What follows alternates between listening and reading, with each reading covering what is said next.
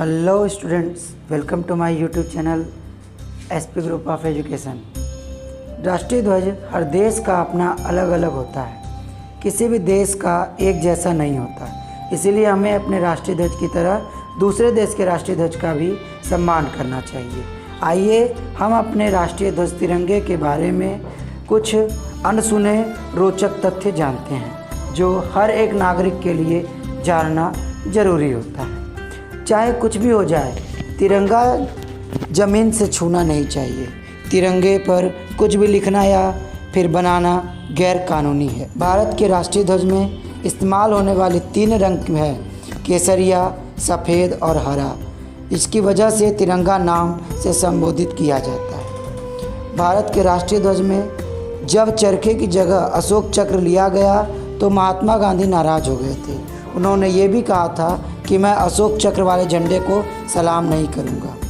भारत के संसद भवन में एक साथ 3 तिरंगे फहराए जाते हैं। तिरंगा फहराते समय जब बोलने वाले का मुंह श्रोताओं की तरफ हो जाता है, तब तिरंगा उसके दाहिनी तरफ होना चाहिए।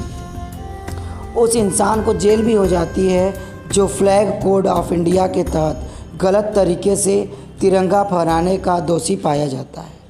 तिरंगा हमेशा कॉटन, सिल्क या खादी का ही होना चाहिए। प्लास्टिक का झंडा बनाने की मनाही है। तिरंगे का निर्माण हमेशा रेक्टेंगल शेप में होना चाहिए, जिसका अनुपात 3:2 ही होना चाहिए। अशोक चक्र का कोई नाप नहीं तय है, इसलिए इसमें सिर्फ 24 तीलियाँ ही होनी चाहिए। झंडे का यूज किसी भी प्रकार के सजावट के सामान में नहीं हो सकता। जो तिरंगा फहराया जाता है उसे 22 जुलाई 1947 को अपनाया गया था।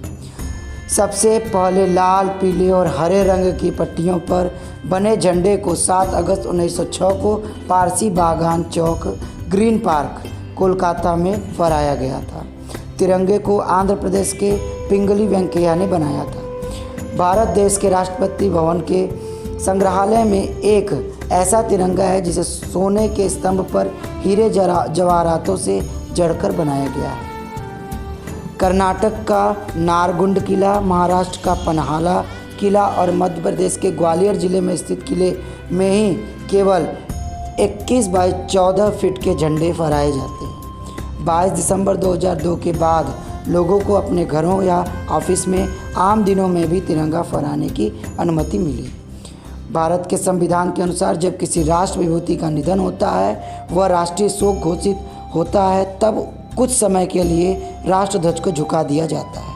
आपको बता दें, उसी भवन का तिरंगा झुका रहेगा जिस भवन में उस विभूति का पार्थिव शरीर रखा है। शहीदों के शवों पर लिपटे तिरंगे केसरिया पट्टी सिर की तरफ और हरी पट्टी पैरों की तरफ होती है। शवों के साथ तिरंगे को जलाया या दफनाया नहीं जाता, बल्कि उसे हटा लिया जाता है। शेरपा तेंजिंग और एडमंड माउंट हिलेरी ने जब एवरेस्ट फतह पाई थी, तब 29 मई 1953 में भारत का राष्ट्रीय ध्वज तिरंगा सबसे ऊंची पर्वत की चोटी माउंट एवरेस्ट पर यूनियन जैक तथा नेपाली राष्ट्रीय ध्वज के साथ फहराया जाता नजर आया था। इस तरीके के अमेजिंग वीडियो देखने के लिए हमारे चैनल को लाइक करें, सब्सक्राइब करें।